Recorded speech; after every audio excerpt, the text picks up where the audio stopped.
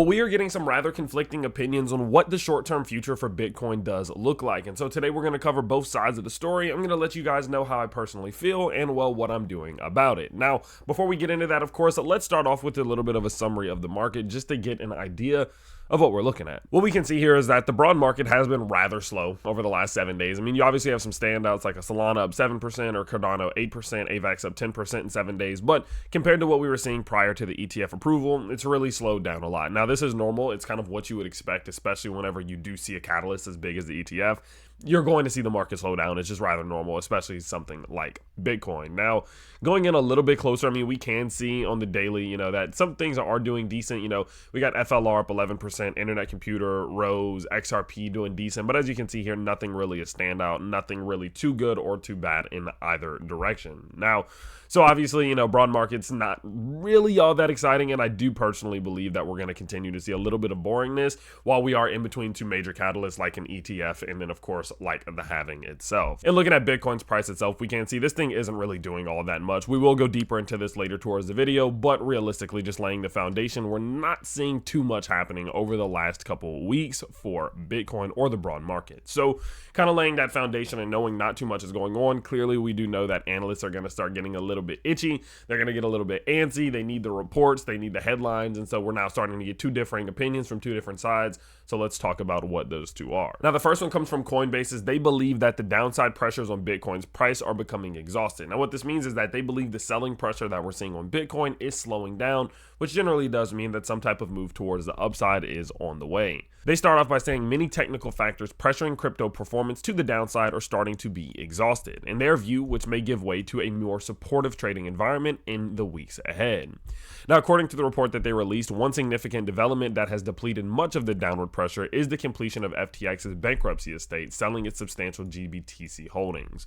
The Coinbase analyst referenced a CoinDesk report in which mentioned the bankruptcy estate disposing of 22 million GBTC shares. So what they're saying is that one of the most kind of prevalent factors here that was causing the downside pressure on Bitcoin was quite simply the fact that we were seeing GBTC getting absolutely dumped onto the market. Now, this was rather expected, not only from a bankruptcy perspective, but also considering the fact that the fee in which GBTC charges is absolutely ridiculous, especially compared to the ETFs we see now. And so seeing that transfer does involve a ton of selling on the open market, and so it's not really all that surprising. And so from their perspective, and kind of in their opinion in the short term, from technical factors, they're saying that the fact that that selling pressure should ease up should allow way for the bulls to continue their move to the upside. Now, contributing to that, they believe as a result of the selling pressure easing up, though they expect more macro factors to become more relevant for the digital asset class in the weeks ahead, which could be again supportive of performance.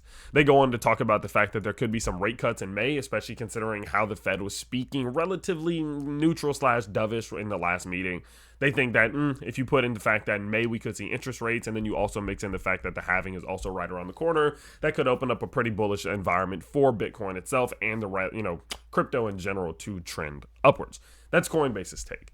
Now, we have another analysis in which they predict that the bottom is not in and that we could see a potential 30K reset on the way. What we can see here is that Bennett's analysis highlights the possibility of further price declines, with Tether's stablecoin USDT dominance chart indicating potential downward movements.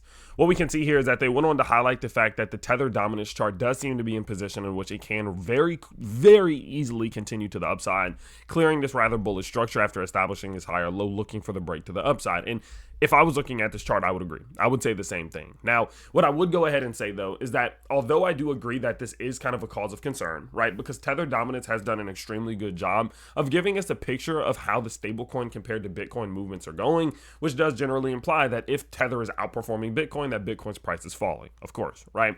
And although I do agree with that, and although I do believe that it is important to watch out for, I definitely think basing an entire thesis of what you think is going to happen with the crypto's price off of that one thing specifically is probably not the best way to go. So let's talk a little bit about my opinion. I'll let you guys know where I think this thing is going, and then I'll just give you my opinion on what you should be doing. Doesn't really matter what side of the fence you fall on, okay? Now, before we get into that, make sure you do, of course, go check out the Margex links down below. We did actually just set up a pretty solid deposit bonus that you can get a couple $100. And also, you don't need to use a VPN, and you also don't need to KYC, meaning you don't need to give them any of your personal information. You can just deposit funds onto the platform and start trading. You can use a sliding leverage to make it really easy, stop losses, take profits, all that good stuff. And if you do want to see what I personally am buying, my portfolio, and a bunch of other things, exclusive content, etc., you can go down to the Patreon link down below and go check out my Patreon. But with that in mind, again, let's talk about what I personally am expecting. Now, I personally am leaning more towards the side of Coinbase in this. I think that whenever we're in a bull market, you need to be looking on more of a macro sense, because in bull markets, you're going to get more volatility than you've ever seen in your life. And just because a crypto pulls back 10, 15% doesn't realistically mean that that's going to have any widespread impact on the long-term movement of crypto, right? Bitcoin could easily fall to $31,000 right now and immediately bounce up and go up towards 50,000. That's just how bull markets work.